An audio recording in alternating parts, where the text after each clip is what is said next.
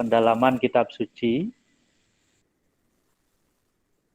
Ya, artinya kalau pendalaman kitab suci, saya juga bukan ahli dalam bidang kitab suci. Ada Pak Riko nanti yang bisa membantu. Mungkin juga Romo nanti bisa bergabung. Sehingga pendalaman kitab suci, ya ada Pak Tian juga. Sebenarnya tinggi. Ya, Bapak Ibu dan anak-anak sekalian, mari kita mulai pendalaman kitab suci pada malam hari ini.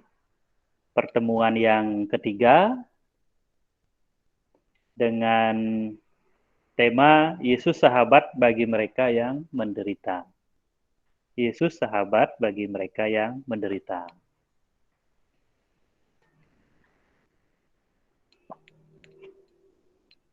Secara ini akan saya bacakan deskripsi singkat sesuai dengan arahan dari buku panduan. Saudara-saudari yang terkasih dalam Kristus, pandemi COVID-19 bukan sekedar masalah kesehatan, melainkan juga masalah ekonomi yang merampas habis-habisan penghasilan banyak orang, seperti yang dilakukan oleh para penyamun di tengah jalan ke kota Yeriko. Banyak orang terhimpit persoalan ekonomi lantaran banyak kegiatan perekonomian yang tidak bisa berjalan seperti biasa. Sebagian orang bahkan kehilangan mata pencahariannya karena sejumlah usaha tidak bisa lagi beroperasi.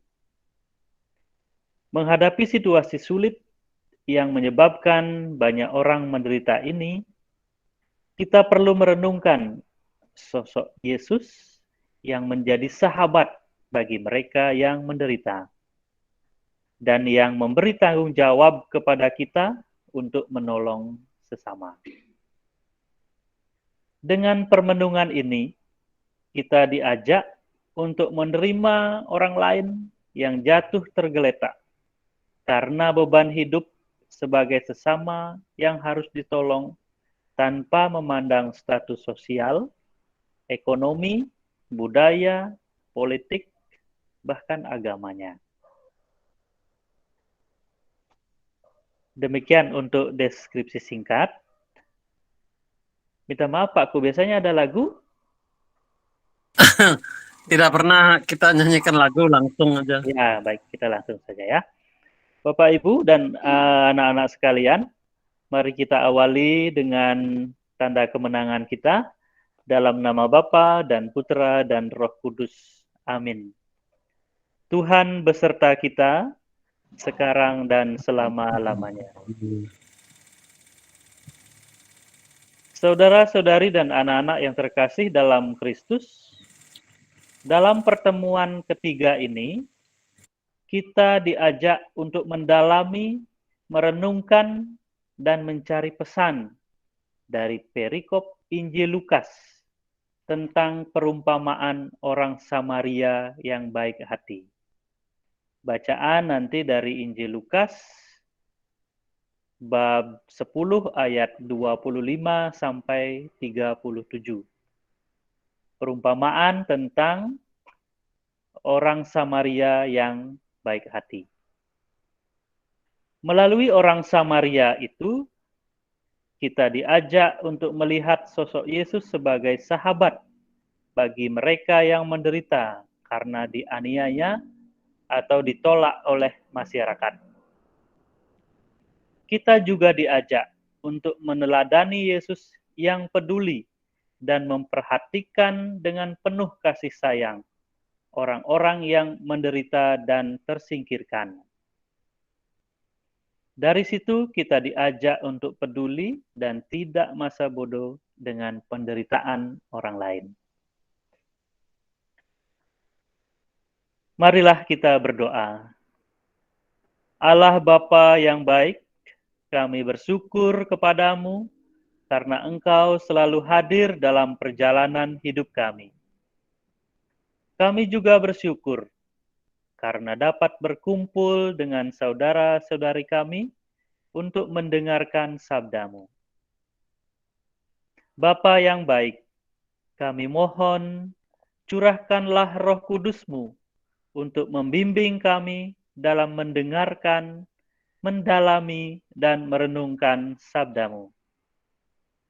Semoga melalui pendalaman dan permenungan sabda-Mu ini, kami diubah untuk rela menjadi sesama bagi yang menderita, tanpa memandang status sosial, ekonomi, budaya, politik, dan agama. Demi Kristus Tuhan dan pengantara kami. Amin. Amin. Bapak, Ibu, dan anak-anak sekalian, mungkin bisa sambil membaca juga. Pasti sudah menyiapkan kitab suci. Mari kita buka Injil Lukas bab 10 ayat 25 sampai 37. Lukas bab 10 ayat 25 sampai 37.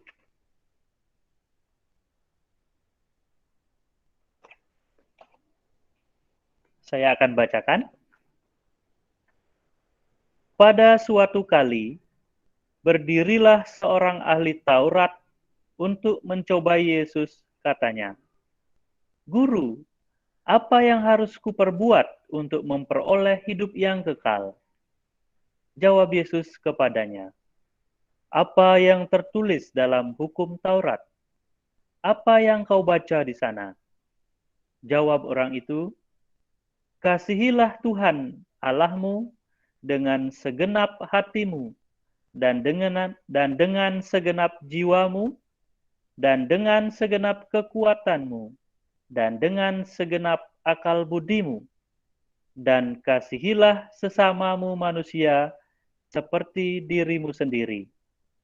Kata Yesus kepadanya, "Jawabmu itu benar. Perbuatlah demikian, maka engkau akan hidup."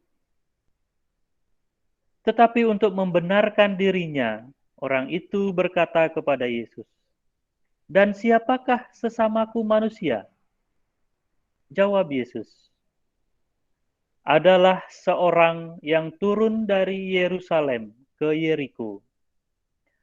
Ia jatuh ke tangan penyamun-penyamun yang bukan saja merampoknya habis-habisan, tetapi yang juga memukulnya, dan yang sesudah itu pergi meninggalkannya setengah mati. Kebetulan ada seorang imam turun melalui jalan itu. Ia melihat orang itu, tetapi ia melewatinya dari seberang jalan. Demikian juga seorang Lewi datang ke tempat itu. Ketika ia melihat orang itu, ia melewatinya dari seberang jalan. Lalu datang seorang Samaria yang sedang dalam perjalanan ke tempat itu, dan ketika ia melihat orang itu, tergeraklah hatinya oleh belas kasihan. Ia pergi kepadanya, lalu membalut luka-lukanya. Sesudah ia menyiraminya dengan minyak dan anggur. Kemudian ia menaikkan orang itu ke atas keledai tunggangannya sendiri, lalu membawanya ke tempat penginapan dan merawatnya. Keesokan harinya, ia menyerahkan 2 dinar kepada pemilik penginapan itu, katanya, "Rawatlah dia, dan jika kau belanjakan lebih dari ini, aku akan menggantinya waktu aku kembali." Siapakah di antara ketiga orang ini, menurut pendapatmu, adalah sesama manusia dari orang yang jatuh ke tangan penyamun itu? Jawab orang itu, orang yang telah menunjukkan belas kasihan kepadanya. Kata Yesus kepadanya, pergilah dan perbuatlah demikian. Demikianlah Injil Tuhan. Terpujilah. Terpujilah Kristus. Bapak, Ibu, dan anak-anak sekalian, selamat malam Romo. Maaf, saya baru lihat.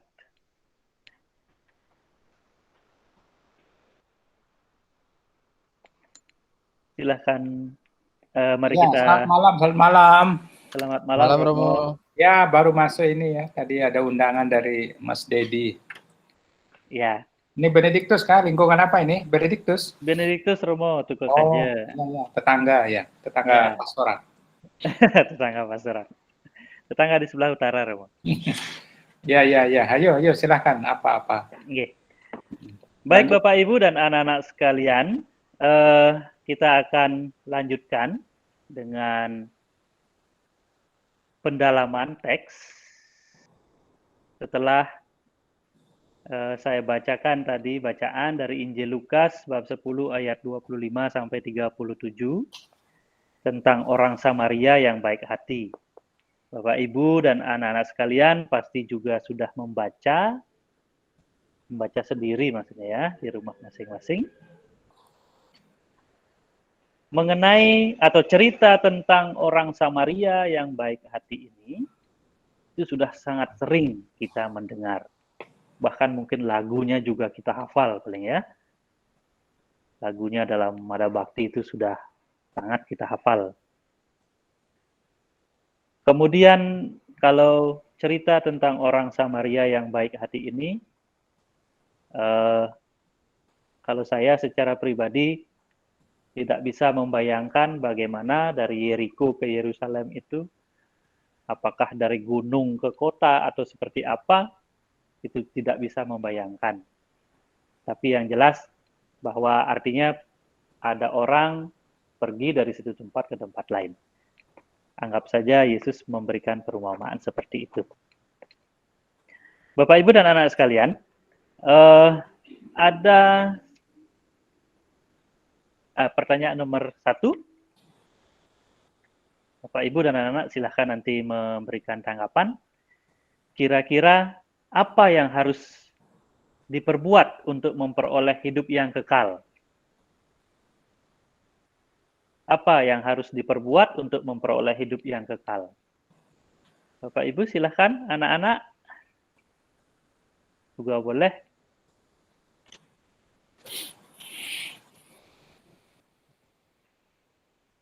Selamat malam Pak Tut, Pak Tut Dongkar dan Dadong. Silakan Bapak Ibu, lanjut.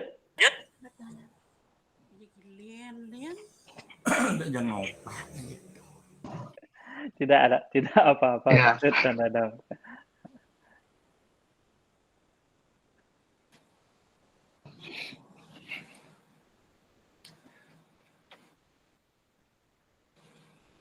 Dek Ferry.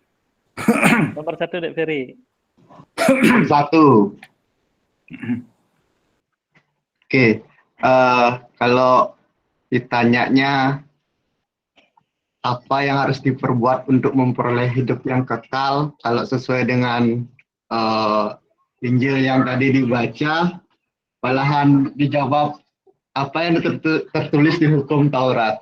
Nah, di hukum Taurat itu ada dan dikatakan bahwa kasihanilah Tuhan Allahmu dengan segenap hatimu, dan dengan segenap jiwamu, dan dengan segenap kekuatanmu, dan dengan segenap akal bundimu, dan kasihilah sesamamu manusia seperti dirimu sendiri. Ya.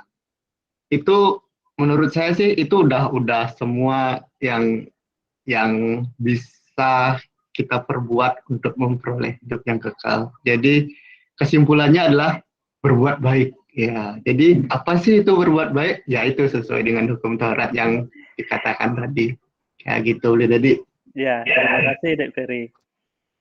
Tentu masing-masing ya, Bapak Ibu dan anak sekalian, ini masing-masing mengasihi Tuhan dengan segenap-segenapnya itu sangat sangat, kalau saya secara pribadi susah gitu ya, sangat susah.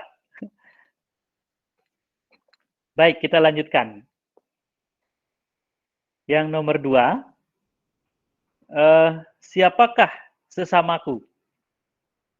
Kita diajak untuk merefleksikan diri. Siapakah sesamaku? Dalam bacaan juga ada disampaikan atau kita bisa baca sendiri.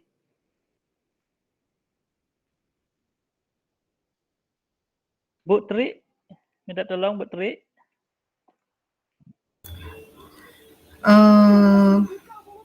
Selamat malam Pak Gray dan Selamat semuanya. Kalau menurut Injil yang dibaca tadi, siapakah sesamaku? Itu ada di ayat 30. Seorang yang turun dari Yerusalem ke Yeriko, ia jatuh ke tangan penyamun-penyamun yang bukan saja merampoknya habis-habisan. Tetapi untuk menurut saya, sesamaku adalah orang-orang di sekitar kita yang membutuhkan pertolongan. Begitu Pak Gray. Ya, terima kasih Bu Tri. Ya, sesama seperti yang tertulis dalam kitab suci, Yesus menghendaki kita melihat sesama itu tidak dari golongannya, tidak dari agamanya, tidak dari ekonominya, kan begitu ya. Artinya tidak ada unsur politik. Ya, itulah sesama kita. Terima kasih Bu Tri. Yang nomor 3, siapa saja yang melewati orang yang jatuh ke tangan penyamun? Nah, ini anak-anak pasti tahu ini. Ada Juri. Selamat malam, Dek Juri. Selamat malam. Sudah terbiasa anak-anak kita dengan Meet.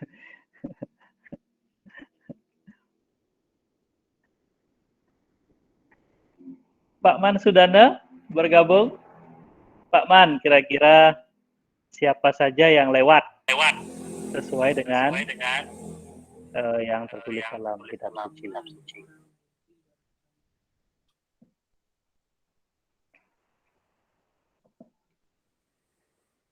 Selamat malam Pak Man Sudana.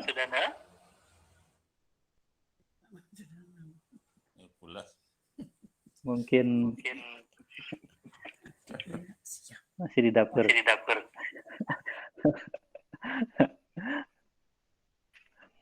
Pak Rena, silakan Pak Rena.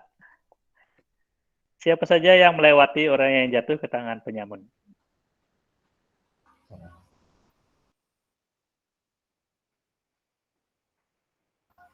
Sebentar Pak, saya nggak ada lihat loh siapa yang lewat.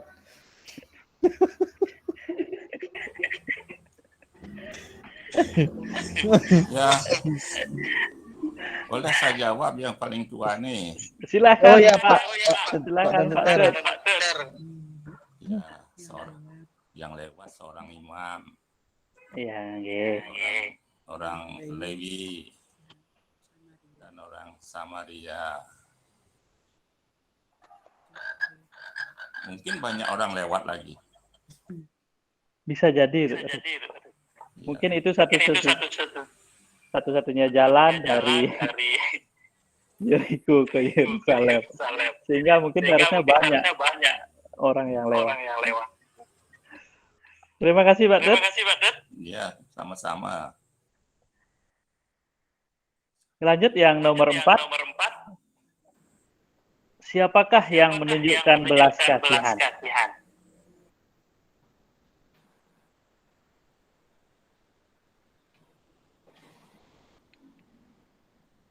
Pak Tian, silakan.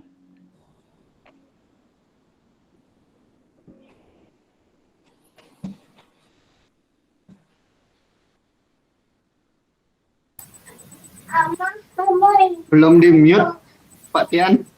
Masih di mute. Pak Tian, mic-nya.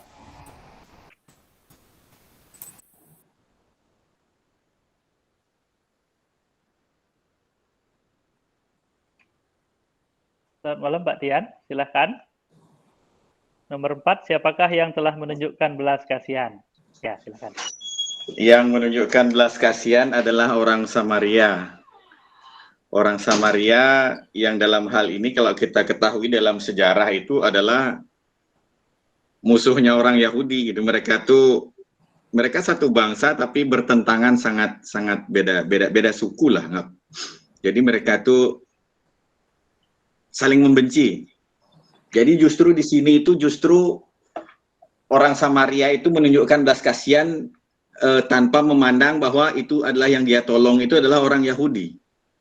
Jadi meskipun dia itu adalah musuhnya, tapi dia tolong, dia nggak memandang lagi apakah dia sukunya berbeda, agamanya berbeda, bahasanya berbeda. Yang penting dia dilihat itu sudah orang itu membutuhkan pertolongan, dia menolong orang itu. Gitu Pak Gere. Ya, terima kasih Pak Tian. Jadi kalau kita baca sejarah memang sejarahnya nih saling bermusuhan ya orang Samaria dan orang Yahudi ini. Tetapi justru yang menolong itu adalah orang Samaria. Artinya musuhnya gitu ya. Musuhnya saja ditolong gitu ya. Yang lewat itu kan seorang imam, mudah-mudahan tidak terlalu sekali yang lewat. Ya, imam dalam hal ini pemimpin agama di pada waktu tersebut, tentu orang-orang yang memang tahu persis bahwa hukum Taurat itu isinya seperti apa, tahu persis apa yang harus sebenarnya diperlakukan ketika menemukan orang yang sedang membutuhkan pertolongan. Justru seorang imam lewat begitu saja, kemudian seorang Lewi juga lewat begitu saja. Justru seorang Samaria yang menolong. Seperti itu. Kalau saya menangkap dalam Injil ini, Yesus ingin mengajarkan kepada kita sekali lagi bahwa dalam situasi seperti sekarang, pandemi, semua dalam keadaan susah, pandemi ini memang suatu hal yang sangat-sangat membuat perekonomian kita semua porak-poranda. Seberapapun katanya kuatnya orang, kayanya orang, sekarang merasakan dampak dari pandemi. Nah, sebenarnya cocok, sangat cocok sekali dalam perumpamaan ini. Seperti saya deskripsikan di awal bahwa pandemi ini kan tidak hanya masalah kesehatan, tapi juga masalah ekonomi. Nah, Yesus ingin mengajarkan kepada kita bahwa menolong itu tidak harus melihat sukunya apa, agamanya apa, politik apa, kemudian status sosial, dan sebagainya. Musuh sekalipun harus kita tolong. Karena ini masalah kita bersama. Masalah pandemi ini kan masalah kita bersama. Totalitas dalam menolong gitu ya. Kalau sudah mau menolong, kasih aja gitu. Tidak perlu lagi siapa, latar belakangnya seperti apa. Tetapi yang sering terjadi,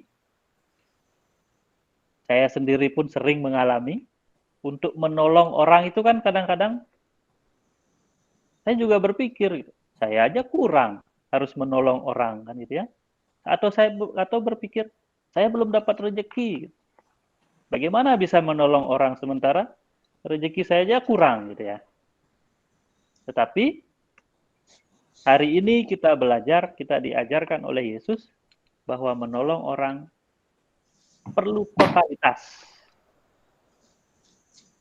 Tidak perlu melihat status sosialnya, tidak perlu memandang agamanya. Pokoknya tolong saja gitu ya. Tutup mata dengan siapa yang kita tolong gitu. Selamat malam Romo, kira-kira Romo menanggapi? Halo, iya. Selamat malam Romo. Selamat malam ya semua. Ya, sudah bagus semua. Perlu ditanggapi apa lagi ya? Itu jawabannya kejing itu tadi apa? Siapa yang lewat? Yang lewat itu Mas Kejing yang lewat. Yang selalu lewat di jalan. Ya Romo, lewat mungkin bawa air. Lewat Kalau bawa Pak air. Rena yang lewat bawa air, Romo, Kita bawa bayangkan galon. yang dirampok itu kejing itu karena dia bawa duit banyak ya, bawa Amin, harta Romo. benda. Ya, perjalanan dari mana ya? Dari Batu Lumbung. Dari Embong. Ya, dari Dari Embong. Embong, ke- Romo. Ya, menuju ke mana? Restoran. Jarak terjauh mana? Pak Kejing, jarak terjauhnya kemana? Biasanya ngukur-ngukur jalan itu kemana paling jauh? Paling jauh sementara ini di situ Romo. Di Nah? Malas. Wih, di mana itu? Kerobokan, Kira-kira Romo. kira-kira Di kilometernya Kerobokan berapa? Romo, Kerobokan. Satu hari kilometernya berjalan berapa kilo? Kurang Mati. lebih 15 kilo mungkin Romo. Oh iya iya. 15 kilo saja. Kalau pulang pergi berarti 30 kilo ya. Iya Romo. Iya. Ini jarak antara Yerusalem Jericho itu saya baru saja lihat tadi di Google itu kurang lebih 43 kilo ya. Jadi kalau naik sepeda motor 43 itu kilo. katanya butuh waktu 45 menit. Nah, itu artinya jaraknya antara Tuke sama Google lah kurang lebih ya. Itu jarak antara antara Jericho dengan Yerusalem. Jadi Yerusalem itu ada di atas, ada di bukit. Ya, sedangkan Jericho itu ada di daerah dekat dengan laut, apa namanya, Laut Mati. Nah, itu sekarang namanya ini apa? Ini kok bergema ya? Kenapa? Halo. Silakan Romo. Ya, silakan lanjut. Bergema. Ya, jadi itulah. Jadi kita bayangkan Pak Kejing itu yang dirampok di jalan gitu aja lah. Ya. Dipukuli sampai habis begitu ya. Dalam Habis perjalanan. rambutnya Romo. Sama. Ya, Dicabuti dia membawa- rambutnya itu, membawa Romo. air, ya motornya diambil, barang-barangnya semua, dompetnya dikosongkan, kepalanya juga dipukul. Ya. Jadi kita bayangkan seperti itu, ya perjalanan jauh dari Yerusalem ke Jericho. Ya, Yerusalem itu ada di bukit, sedangkan Jericho itu ada di daerah pantai. Itu namanya tepi barat sekarang ya. Jericho itu, sedangkan Yerusalem itu sebagian miliknya orang Israel, sebagian miliknya orang Palestina. Jericho itu ada di daerah Palestina. Ya, kebetulan saya juga sudah sampai di Jericho.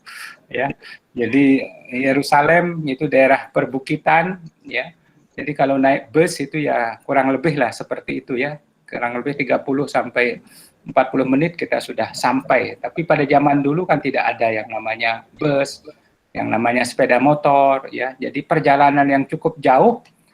Nah, siapa itu yang berjalan itu kemungkinan, ya kita tidak tahu apakah yang berjalan itu orang Yahudi kah, orang Samaria kah, ya. Pokoknya yang jelas adalah dia mungkin berangkat ke Jericho, orang dari Jericho pergi ke Yerusalem, dia dagang, ya jual galon lah, anggap begitu ya.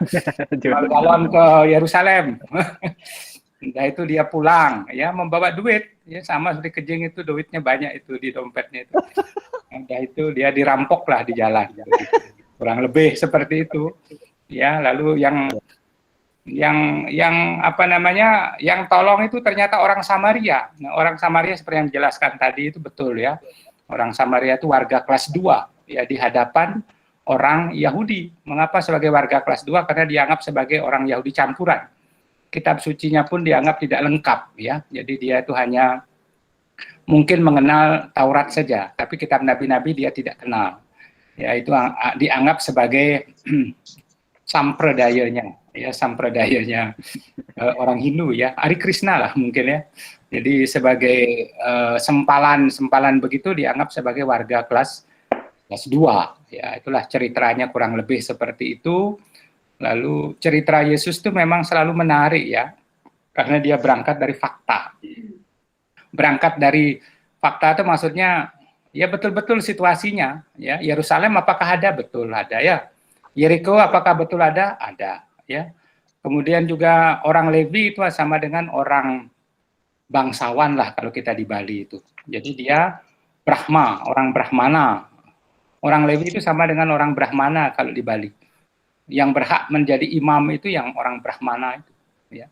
Jadi imam itu sendiri itu adalah pemimpin agama. Jadi ternyata jabatan, ya, status, ya. Jadi tidak menjamin kualitas kehidupan kita kalau kita tidak berbuat sesuatu. Jadi ini kita lihat orang Levi. Nah, ini bergema kok nggak enak sekali. Halo, ya. Jadi orang Levi itu adalah orang bangsawan, sedangkan orang imam itu adalah kelompok, ya boleh dikatakan tokoh agama, tokoh masyarakat. Ya, ternyata tidak bersentuhan dengan situasi real yang dihadapi oleh orang yang mengalami kemalangan. Ya, jadi hal-hal seperti itu ya memang lumrah terjadi dalam kehidupan bermasyarakat. Ya, jadi kalau kita melihat orang celaka, kita tidak mau repot, takut berurusan dengan polisi. Ya. Jadi sehingga akhirnya kita ya mungkin banyak alasan lah, sibuk dan lain sebagainya. Jadi saya kira sharing-sharing kita mungkin berkisar kepada situasi itu, ya, bahwa kepekaan kita, ya, perasaan sebagai orang yang menderita, ya, kalau seandainya saya mengalami situasi seperti itu. Nah, itulah yang mungkin perlu kita bangun, ya, soal solidaritas, ya, di antara kita. Kemudian juga kalau di Bali itu namanya tatwamasi, ya, aku adalah engkau. Ya, seandainya saya itu menjadi korban dan kemudian tidak ada yang tolong, ya bagaimana perasaan kita, ya. Nah, sekarang bagaimana kita mempunyai sikap terhadap orang lain yang kita sebut sesama, ya. Di sini Tuhan Yesus mengajarkan hal yang sangat luar biasa, ya, karena bagi orang Yahudi sesama itu kalau kita baca dalam kitab Imamat itu hanya orang yang sebangsa, ya, itu berarti yang dilihat oleh orang Yahudi sebagai sesama itu adalah orang Yahudi saja. Tetapi kemudian di dalam bagian yang lain, ya, juga dikatakan dalam kitab Imamat ternyata bukan saja orang sebangsa, tetapi juga orang asing juga dianggap sebagai sesama, ya, karena apa? Karena orang Israel atau orang Yahudi pun pernah menjadi orang asing di tanah Mesir. Jadi sehingga dengan demikian mereka pun juga disebut, orang asing pun juga disebut sebagai sesama. Tetapi di dalam prakteknya, khususnya pada zaman Yesus itu, istilah sesama itu menjadi kabur. Karena apa? Karena pada waktu itu orang Israel ada di dalam penindasan bangsa asing, yaitu orang Romawi. Apakah orang Romawi yang menjajah itu disebut sebagai sesama? Bagi orang Yahudi pada zaman Yesus tidak disebut sebagai sesama. Demikian juga orang Samaria, ya, pada zaman Yesus tidak disebut sebagai sesama. Tetapi ketika Tuhan Yesus menyampaikan perumpamaan tentang orang Samaria ini, itu berarti bahwa Tuhan Yesus memprovokasi. Tuhan Yesus itu membalikkan pikiran, ya, orang tentang sesama. Ya, justru orang Samaria yang kita anggap sebagai warga kelas 2 itu melakukan tindakan mulia. Dan sebaliknya, orang yang kita anggap mulia, yaitu imam, orang Levi, ternyata tidak melakukan tindakan mulia. Nah, itulah yang sebenarnya mau disampaikan oleh Tuhan Yesus, ya. Dan Tuhan Yesus juga menyampaikan banyak hal dengan cara yang luar biasa.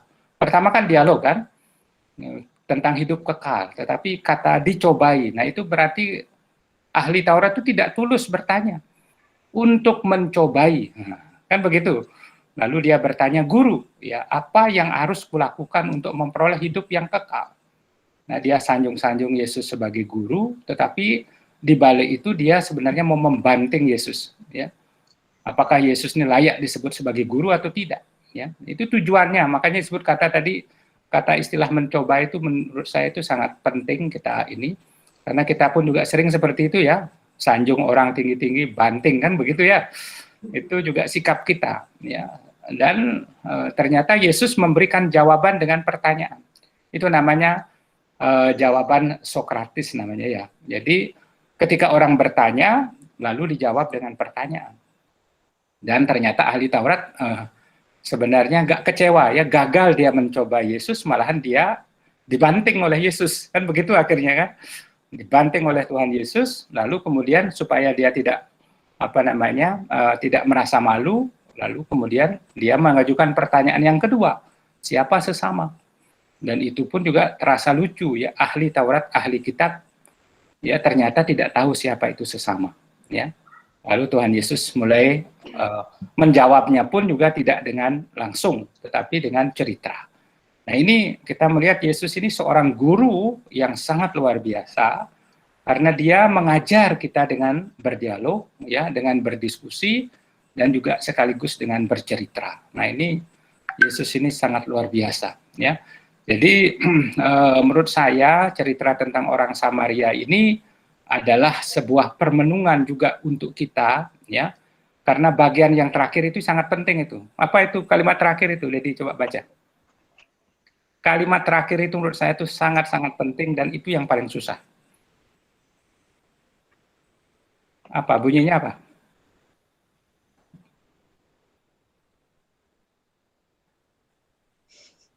Pergilah dan perbuatlah demikian. Ya. Pergilah dan perbuatlah Nah, demikian. Itulah yang paling susah ya. Pergilah dan berbuatlah ya. Jadi sama dengan kalau kita misah itu yang paling susah itu mana? Yaitu bagian terakhir ya. Pergilah kamu diutus. Nah, itu yang paling susah. Ya, jadi ini yang paling berat sebenarnya kita lakukan ya. Karena Tuhan Yesus selalu meminta apa yang kamu baca, apa yang kamu dengar, lakukan ya. Jadi ini justru yang paling berat. Jadi itu saja mungkin sedikit komentar, minta maaf terlalu panjang barangkali saya menyampaikan. Karena pengalaman-pengalaman itu yang penting ya, karena kami juga pernah mengalami situasi begini, ya terus terang ya kami minta maaf kepada orang Batu Lumbung waktu itu ya. Itu kejadiannya mungkin tahun 2015 kalau saya tidak salah, itu orang Batu Lumbung pergi meminang ke kemana namanya itu, ke Palasari dengan bus. Ya, kami sudah lihat ada bus di Palasari waktu itu, tapi kami tidak menyangka bahwa itu adalah orang Tuke, orang Batu Lumbung. Ya, nah dalam perjalanan, ya kami juga pulang dan kami ada di belakang, busnya ada di depan kalau nggak salah.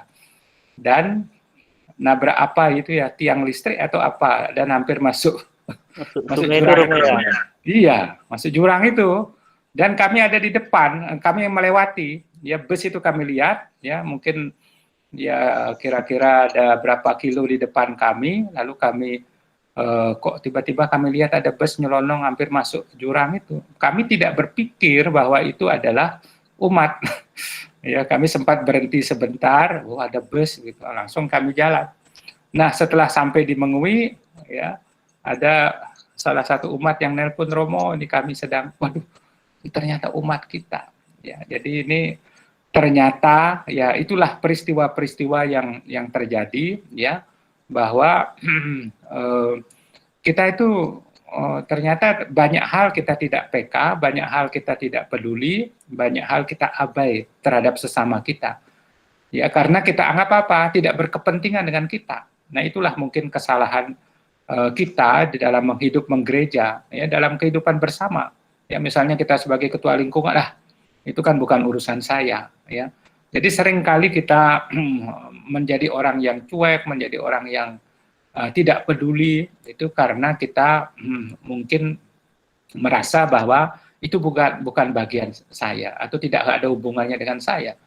Tapi ternyata Yesus hari ini mengajarkan kepada kita bahwa bagaimanapun juga kita sebagai umat manusia, kita itu saling berhubungan, saling berkepentingan, saling mempengaruhi satu sama lain, ya.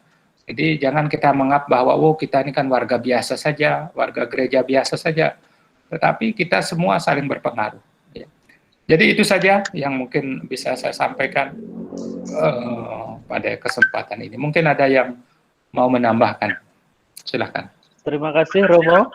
Bapak Ibu, siapa yang ingin sharing mungkin pengalaman berkaitan dengan apa yang kita dengarkan hari ini tentang tolong menolong ini, Bapak Ibu silakan. Ayolah orang tuke ini ngomonglah, sharing lah sedikit. Kaya pengalaman nggak? Ya diperdalamlah kitab suci ini, jangan malu kita dengan saudara-saudara kita orang Protestan tuh dia senang dengan kitab suci, hafal ayat-ayat. Ini orang Katolik ini kita harus banyak belajar ya. Belajar omong, belajar apa namanya bersharing ya. Makanya pendalaman kitab suci itu memang harus kita ya tetap kita hidupkan lah. Ya. Silakan Bapak Ibu. Silakan, Kejing, coba ngomong kah, Kejing, bersharing kah? Saya itu hanya yang menonjol di sini karena kepalanya pelontos itu kan. Ya. Silakan bersharing lah sedikit bagaimana pengalaman perjumpaan dengan sesama sebagai apa? Sebagai pecalang.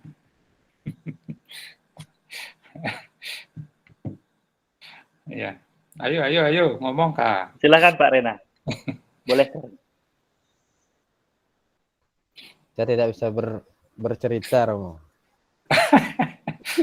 Ya. Bisanya cuma pergi dan berbuatlah gitu. Iya, cuma bekerja aja, Romo. Ngomongnya sedikit. Kenapa? Itu ibu-ibu siapa lagi itu yang ada di situ itu? Ada berapa orang ini? Kok 9 lainnya? Ada berapa orang ini? Ada 17 orang ini. Hebat ini. Benediktus ini. Ada 19 orang yang bisa bersharing ya, bergabung dalam ini pendalaman. Silakan Bapak Ibu, Peka, Dadong juga boleh. Atau ada pertanyaan apa? Oh, Romo, ini kok sulit sekali apa gitu. Saya sharing ya. Halo, siapa itu? Silakan Pak Ted Bangker. Pak Oh, Erak, Romo. ya. Saya sambil tiduran Romo. Oh, sehat ya, yang penting Ya, bisa tidak berbicara ya. Tidak kuat duduk, tidak kuat berdiri. Oh, iya. Ada saraf kejepit di pinggang. Ya, kita doakan mudah-mudahan bisa cepat pulih ya. Saya mungkin itu rahmat Tuhan, Romo ya. Saya pada waktu tugas di Denpasar, kalau ada orang jalan kaki yang saya lihat, saya belum kenal, saya suruh naik ke sepeda motor saya, bonceng. Apakah itu orang laki-laki ataukah seorang ibu, saya bonceng. Tanpa memikirkan apakah istri saya cemburu atau tidak nanti. Tidak pernah saya pikir ke situ.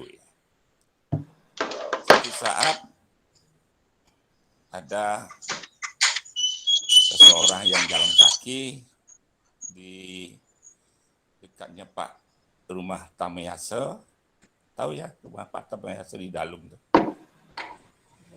Di sekarang dekat AWK apa namanya itu dulu Arta Dewata. Dia pulang sore-sore sekitar jam 6, udah agak gelap, hujan begitu. Saya kasihan ya kehujanan, saya pulang. Saya berhenti, dia suruh naik. Saya tidak pakai, itu saya pakai mantel supaya tidak kehujanan, mantelnya dia pakai di belakang. Setelah jalan, kamu di mana rumahmu? Saya di Munggu, Pak. Nama saya Rai. Mungkin adik-adik tahu Rai ya, yang dari Munggu yang tukang buruh numbak. Saya bonceng sampai di Munggu, di suatu gang, saya pulang. Sampai di rumah, jaket saya basah kuyup. Karena dia bekas kehujanan begitu. Sampai di rumah kok bisa kehujanan gini. Padahal bawa mantel, saya bonceng si Rai. Ya. Dan rasanya setelah saya bonceng itu kok, saya puas sekali rasanya begitu. Meskipun pulangnya agak terlambat begitu. Itu satu. Yang kedua, pernah saya bonceng istrinya Pak Sadrah. Ada yang kenal Pak Sadrah ya? Ibu Marwati namanya, dia ngajar di SD Untal-Untal. dia jalan kaki, saya bonceng, padahal waktu itu jalan licin sekali. Di daerah Bernasi itu belum ada aspal. Saya turun, lalu ibu itu bilang, Pak, perlu enggak saya turun? Enggak usah, Bu, enggak usah turun. Nanti hati-hati saja, pelan-pelan. Turun di Bernasi, naik lagi, aman. Tapi sampai di dekat rumah Tamiase malah jalan bagus, jatuh karena ban depan kena kancing jalan ya, jatuh, lalu roknya dia kena lumpur, padahal dia pakai pakaian putih-putih. Wah, saya minta maaf, Bu, ini pakaiannya kotor. Aduh, bukan salah Bapak, itu salah ban sepeda motornya, dia bilang. Lalu besoknya saya mampir ke rumah Ibu Marwati yang di Buduk. Saya cari suaminya Pak Sadra. Pak, minta maaf, istrinya kemarin saya bonceng lalu jatuh. Oh, udah apa-apa, malah saya terima kasih gitu ya. Dan di situ saya merasa puas ya. Itu saya kerjakan mungkin secara otomatis Tuhan yang memberikan saya rahmat sehingga saya bisa secara ikhlas menolong orang. Terima kasih. Terima kasih Pak Ted. Terima kasih. Bapak Ibu yang lain kami persilahkan.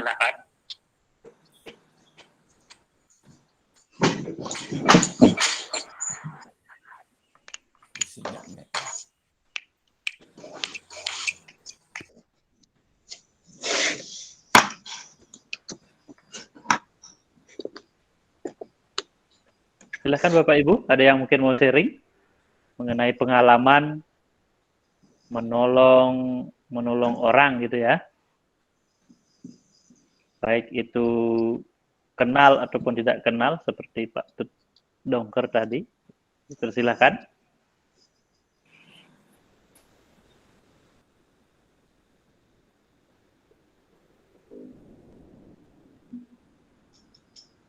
Pak Riko? Wah, baik. Sharing saya mungkin tentang pandemi yang betul-betul menyusahkan saya karena tidak pernah dapat tur, tidak pernah ada pemasukan. Saya berusaha ngubah kuir, ternyata setengah mati juga sampai tangan saya bubul, debong, dan setelah saya jual hasilnya nggak seberapa.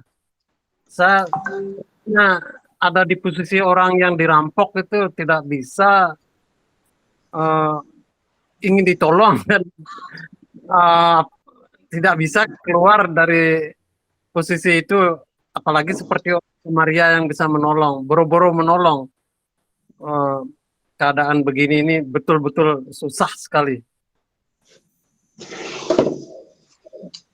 Mungkin pertanyaan saya, gimana caranya supaya kita jangan merasa seperti orang yang dirampok, tetapi bagaimana mengubah posisi kita menjadi orang yang Samaria yang bisa menolong orang.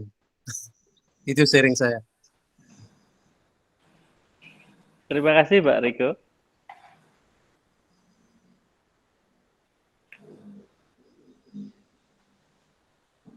Kalau saya pernah membaca bahwa untuk bisa membantu, menolong orang lain, itu hanya satu syaratnya. Seperti artikel yang saya baca. Syaratnya adalah ikhlas. Gitu ya. Ikhlas itu adalah sebuah ilmu yang kita pelajari seumur hidup dan tidak pernah habis untuk belajar dan tidak pernah berhenti. Kira-kira begitu Romo ya, ilmu ikhlas.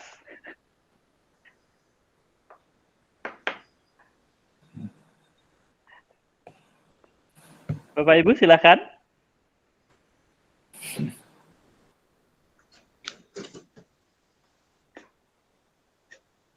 Pak Tian silakan, mumpung mikrofonnya on. Kalau pengalaman sih ada, cuman temanya mungkin lebih ke pekerjaan ya. 2 tahun lalu saya ada pekerjaan pekerjaan di kantor gitu, jadi ada klien transaksi, nah ternyata dia tidak jujur, uangnya ternyata yang dia pakai adalah uang gereja. Jadi bukan gereja kita ya, tapi pokoknya gereja dalam tanda kutip salah satu gereja di Bali lah. Nah, cuman dia ngaku itu uangnya sendiri. Akhirnya setelah terbongkar, dia tidak melakukan pelunasan ke pemilik tanah, akhirnya dia diseret ke pengadilan, digugat oleh pihak gereja, dan selaku notaris saya pun ikut digugat. Jadi setelah digugat dan diserang habis-habisan oleh pengacaranya, akhirnya saya pun dituntut sebagai tergugat 3 untuk ganti rugi semua kerugian gereja itu gitu. Akhirnya saya pun membela diri dan meminta bantuan teman pengacara untuk membantu saya, akhirnya menang di pengadilan. Nah, setelah menang, akhirnya pihak gereja pengen berdamai gitu. Akhirnya saya pun terima berdamai, dan akhirnya orang-orang gereja itu pun setelah berdamai minta tolong lagi ke saya untuk transaksi ini dilanjutkan, dan tanah yang dibeli oleh orang gereja secara terselubung itu dengan menggunakan uang gereja itu untuk diselamatkan tanahnya untuk biar jadi milik gereja, diatasnamakan salah satu pejabat gereja. Di situ saya agak, di dalam hati saya jujur aja selaku secara manusiawi, di mana saya diobrak-abrik, digugat, disidangkan gitu, akhirnya finalnya saya dimintakan tolong untuk menyelamatkan asetnya gitu. Pertamanya pengacara saya sih melarang, nggak usah lah kamu peduli begitu, tapi akhirnya saya udahlah, saya bantu gitu. Akhirnya saya bantu, saya daftarkan tanahnya, akhirnya tanahnya di Jembrana bisa atas nama salah satu pejabat gerejanya, dan setelah proses orang-orang gerejanya datang, kalau bisa ini didiskon dan nggak usah dibayar fee-nya. Saya ya udahlah, saya malas ribut, akhirnya saya juga pikir udahlah ini biar segera berlalu, dan saya ikhlaskan aja, toh juga pasti Tuhan akan beri rezeki dari tempat lain. Akhirnya ya saya daftarkan, semua harga dibayar sesuai pokok aja untuk dibayar ke kantor tanah, didiskon, dan akhirnya berdamai. Begitu singkat cerita pengalaman saya terkait dengan pekerjaan ini yang cukup ekstrim sekitar 2 atau 3 tahun lalu begitu. Mungkin Bapak Ibu yang lain punya pengalaman, silakan. Baik, terima kasih Pak Dian. Sungguh sangat luar biasa. Kalau saya mengalami yang seperti itu, saya kerunguang. Ya, tetapi pasti itu juga dari berkat Tuhan, dan karena berkat Tuhan kita bisa mengikhlaskan apa yang kita alami gitu ya.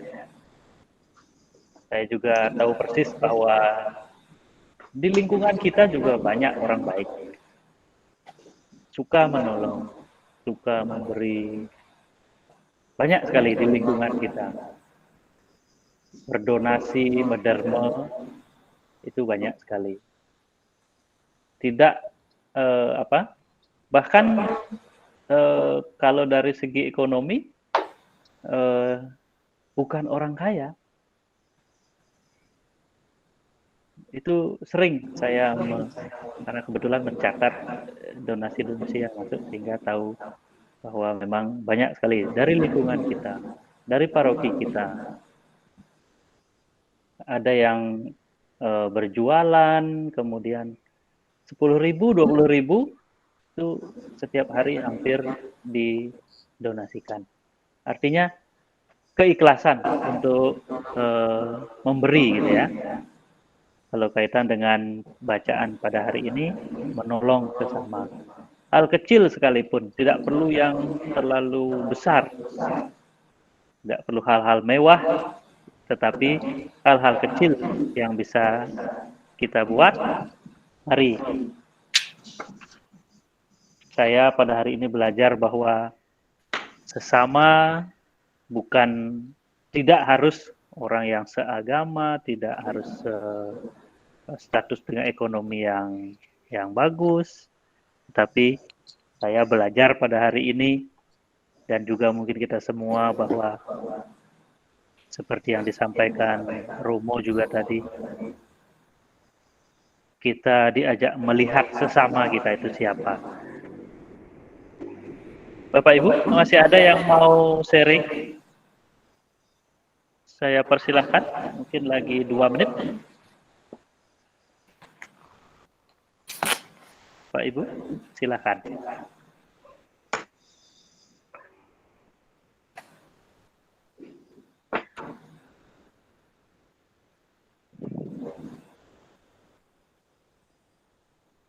Kalau tidak ada, Bapak Ibu, dari bacaan yang kita dengar pada malam hari ini dan juga sharing pengalaman dari Romo, dari Bapak Ibu sekalian, ada beberapa hal yang perlu kita renungkan, yang menjadi permenungan kita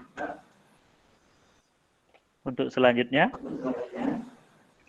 Renungan pertama, apakah mentalitas imam dan orang Lewi yang tidak peduli dengan penderitaan orang lain itu melekat dalam diriku? Dan bagaimana aku mengatasinya? Itu permenungan yang pertama. Apakah saya sama dengan seorang imam dan seorang Lewi? Permenungan yang kedua,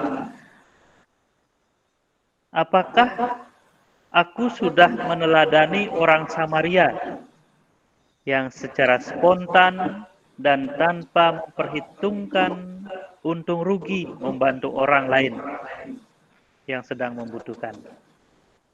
Apakah aku sudah meneladani orang Samaria?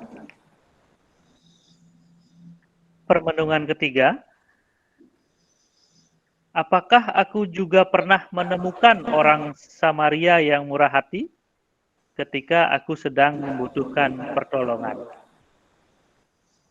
Apakah aku pernah menemukan orang Samaria ketika aku sedang membutuhkan pertolongan? Itu 3 hal yang menjadi permenungan kita. Mudah-mudahan dengan membaca kitab suci pada malam hari ini, hati kita menjadi terketuk, kemudian mulai berpikir bahwa sesama kita adalah orang-orang yang sangat membutuhkan. Apalagi dalam situasi seperti sekarang, banyak sekali orang-orang yang membutuhkan pertolongan. Bapak, Ibu, dan anak-anak sekalian, dalam pendalaman kitab suci ini, kita pasti diajak untuk berbuat sesuatu. Karena seperti perintah Yesus pada kita hari ini, pergilah dan perbuatlah demikian. Nah, kira-kira apa yang akan bisa kita buat untuk sebagai aksi nyata untuk menolong orang? Bapak Ibu, silakan usul saran, masukan, kira-kira apa yang bisa kita buat untuk kita bisa jadikan aksi nyata ini.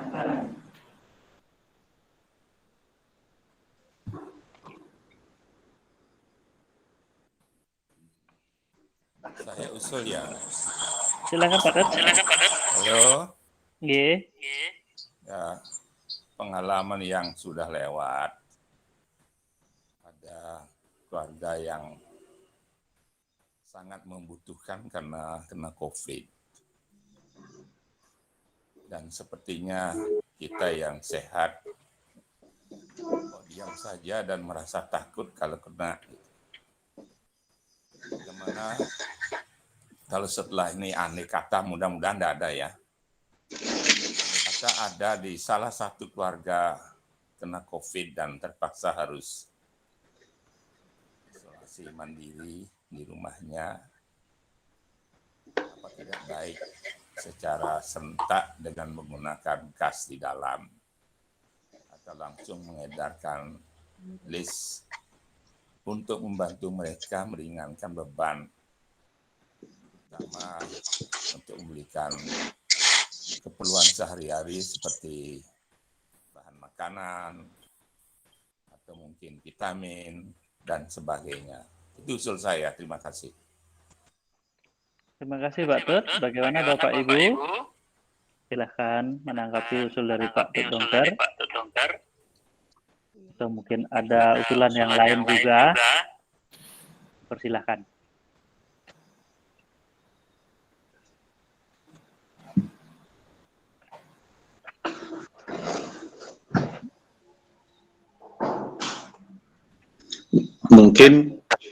Mungkin untuk melatih kita menerapkan pesan Tuhan Yesus dalam kitab suci ini, malam hari sebelum kita tidur, kita mungkin bisa merefleksi diri, apakah perbuatan baik yang telah saya buat hari ini? Atau berapa banyak perbuatan baik yang telah saya buat hari ini?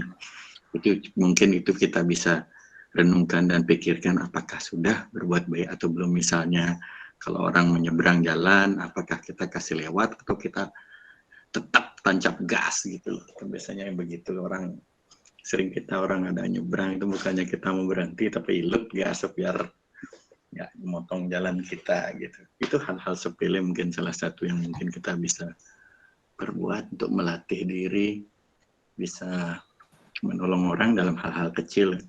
Latih semakin banyak. Coba hitung saat malam ini apakah kita sudah berbuat baik nggak hari ini ke orang lain. Itu kita bisa renungkan setiap hari mungkin. Itu selesai. Ya. Terima kasih Pak Tian. Bapak Ibu silakan yang mau menanggapi.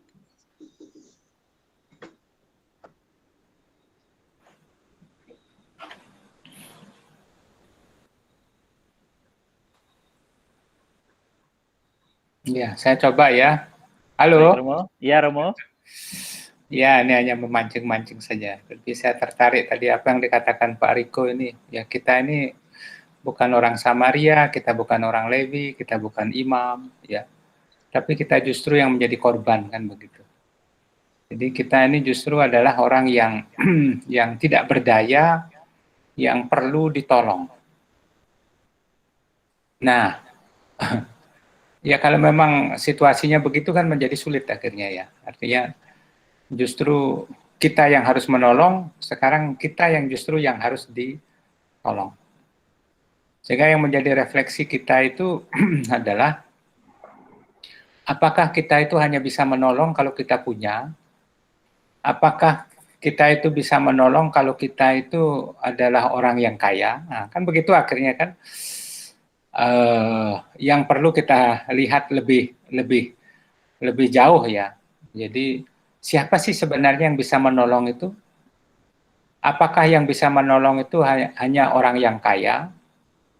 Apakah yang bisa menolong itu orang yang kuat, ya, secara ekonomi atau apa? Ya. Jadi saya kira mungkin pemikiran seperti itu perlu kita perlu kita kaji lebih jauh ya, karena kehidupan ini sesungguhnya bukan saja menerima ya, kita kan ada karena kita memberi ya. Matahari itu ada itu karena dia memberi, bumi itu ada karena dia memberi ya, bukan karena dia menerima ya.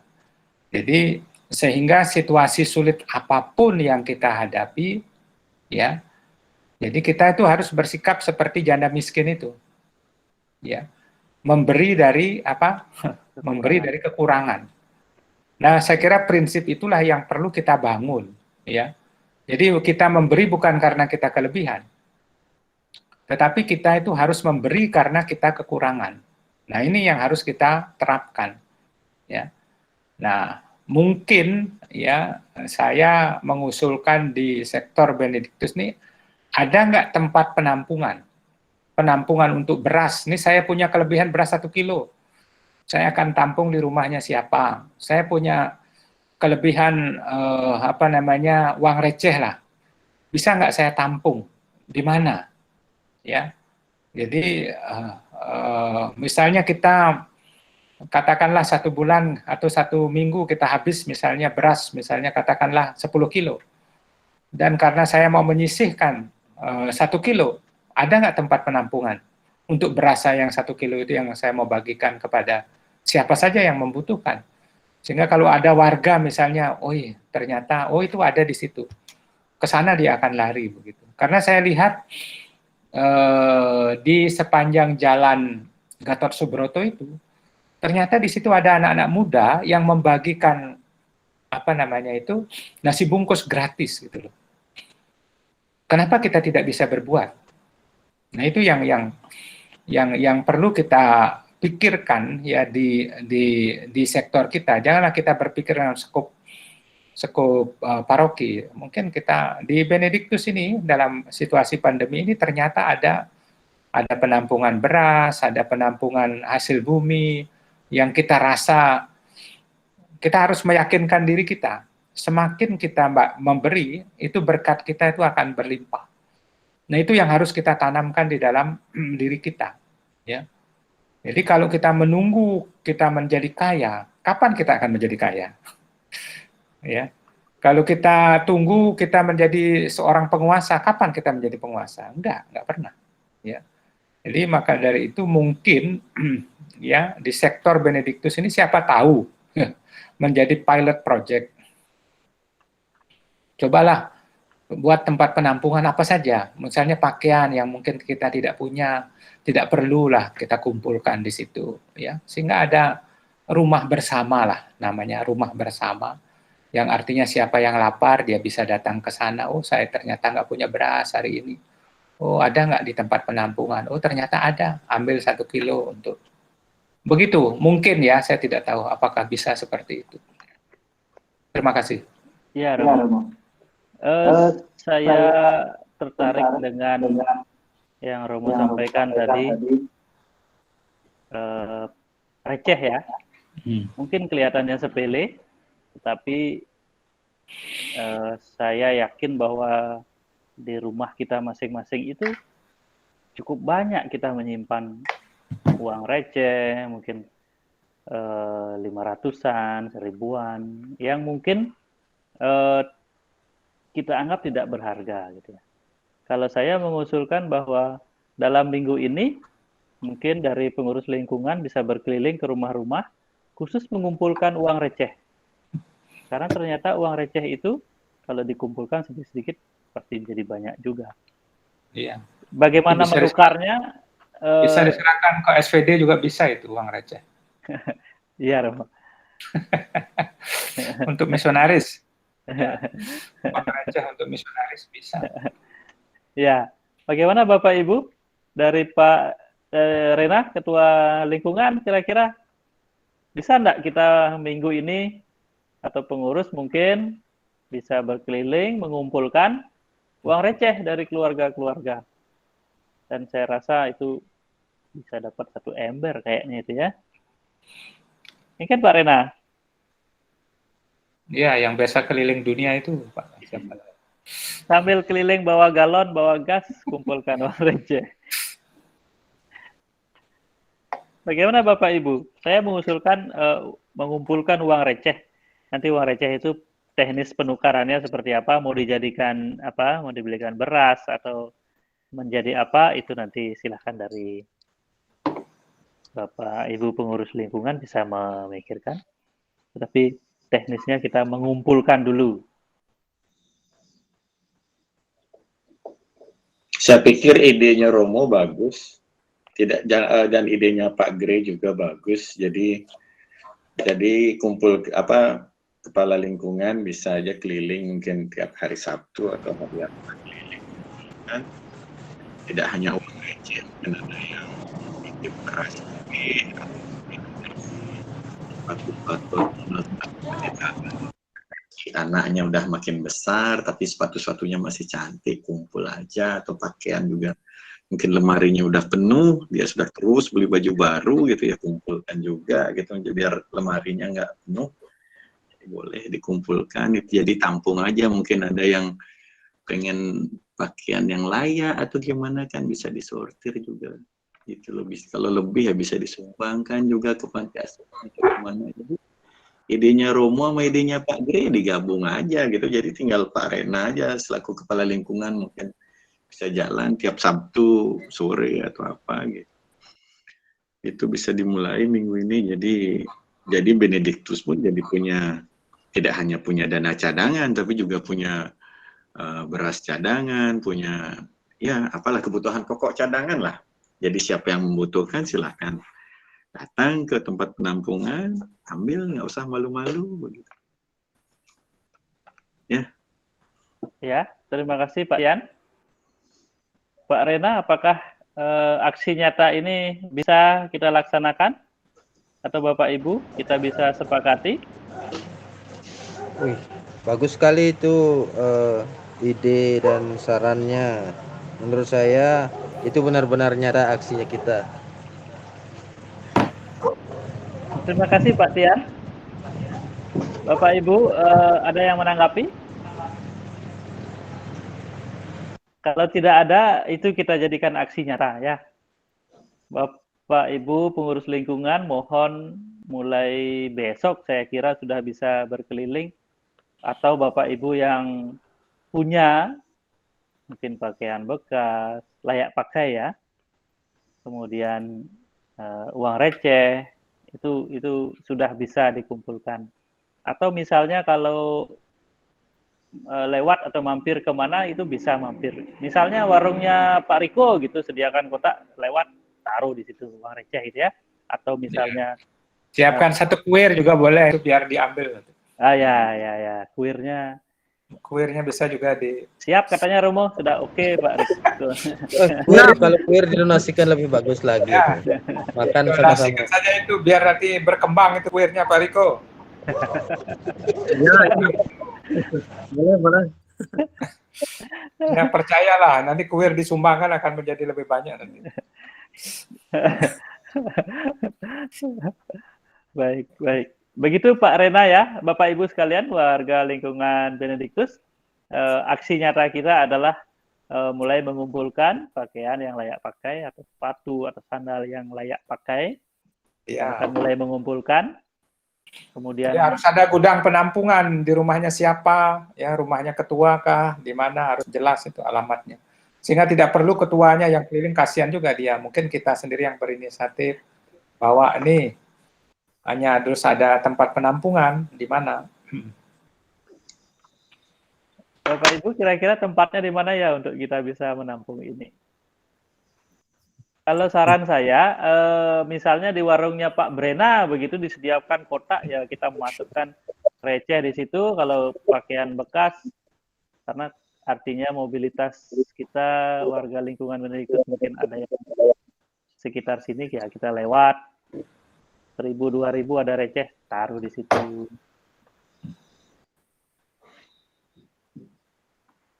Kalau untuk pakaian bekas dan sepatu bekas layak pakai, kira-kira di mana ya untuk bisa kita kumpulkan?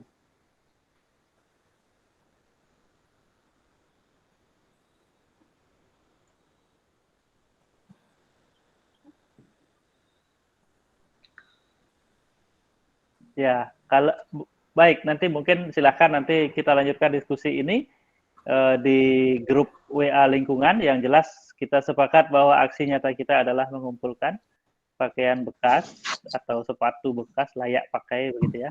Tentu saja kalau misalnya pakaian itu mohon dicuci atau disetrika dulu ya, karena supaya tidak nanti menjadi klaster baru di masa COVID, tidak menjadi klaster baru. Ya, begitu Pak Ketua. hari ini kita sepakat untuk mengumpulkan sesuatu yang kita punya. Ya, bagus Pak Gre. Ya, baik Bapak Ibu, kita akan lanjutkan dengan doa permohonan atau doa umat. Bapak Ibu silakan yang ingin berdoa secara spontan, kami persilahkan. Kita lanjutkan dengan doa umat. Tuhan Allah Bapa yang Maha Pengasih dan Maha Penyayang, kami bersyukur kepadamu bahwa pada malam hari ini Engkau mengajarkan kami untuk merefleksikan kembali, merenungkan kembali siapakah saudara-saudari kami, sesama kami, terutama di dalam masa pandemi ini. Bantulah kami, ketuklah hati kami, agar mampu melihat bahwa sesama-sesama kami ini memerlukan pertolongan. Kami mohon, kabulkanlah doa kami ya Tuhan.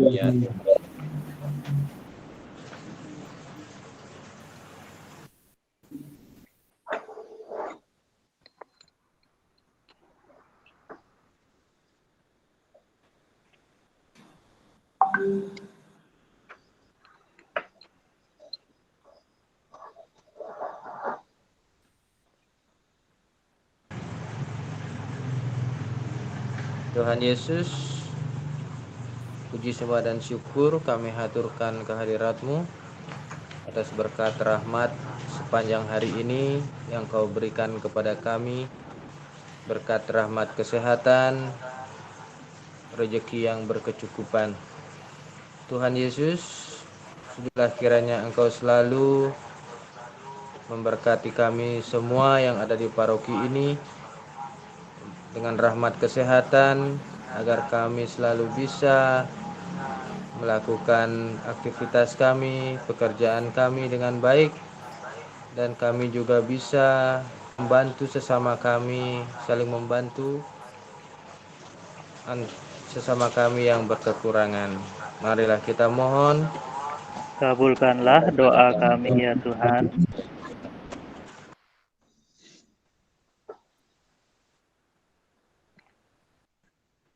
Ya Tuhan, ajarilah kami memahami siapa sesama kami dan menolong semampu kami, tidak hanya berharap ditolong, tapi berusaha untuk menolong semampu kami, dan ajarilah kami melihat bahwa kami ini orang-orang yang beruntung, bukan orang-orang yang malang.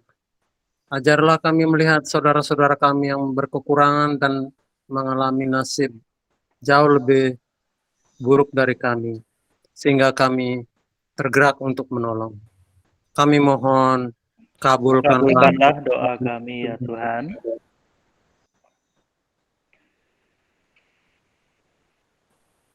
Bapa yang penuh kasih, begitu banyak permohonan yang ingin kami sampaikan kepadamu. Kami yakin dan percaya Engkau mengetahui isi hati kami masing-masing. Mampukan kami untuk selalu melihat bahwa sesama-sesama kami di sekitar kami memerlukan pertolongan. Bapak Ibu, marilah kita lanjutkan. Kita doakan doa yang diajarkan oleh Tuhan Yesus kepada kita. Bapa kami yang ada di surga, muliakanlah namamu, datanglah kerajaanmu, jadilah kehendak-Mu di atas bumi seperti di dalam surga. Berilah kami rezeki pada hari ini, dan ampunilah kesalahan kami, seperti kami pun mengampuni yang bersalah pada kami. Janganlah masuk kami dalam cobaan, tetapi bebaskanlah kami dari yang jahat. Amin. Marilah kita berdoa. Bapa yang baik, kami bersyukur untuk sabda-Mu yang boleh kami dengar dan renungkan bersama saudara-saudari kami. Kami mohon Bimbinglah dan mampukanlah kami, agar senantiasa mengasihi Engkau melalui tindakan kasih kepada sesama yang membutuhkan di dalam perjalanan hidup kami, seperti teladan yang diberikan oleh orang Samaria yang murah hati. Demi Kristus Tuhan dan pengantara kami, kini dan sepanjang masa. Amin. Amin. Kita lanjutkan dengan mohon berkat dari Romo. Ya, mari saudaraku, karena kita sudah bisa mengakhiri ya, pertemuan kita. Tema yang ketiga, itu sahabat bagi mereka yang menderita. Mari kita mohon berkat Tuhan untuk istirahat kita pada malam hari ini. Tuhan beserta kita sekarang dan selama-lamanya. Semoga kita sekalian, keluarga kita dan keselamatan kita pada malam ini diberkati oleh Allah yang Maha Kuasa, dalam nama Bapa dan Putra dan Roh. Amin. Amin. Ya, selamat malam semua. Selamat malam Romo, Bapak Ibu, warga lingkungan. Terima kasih.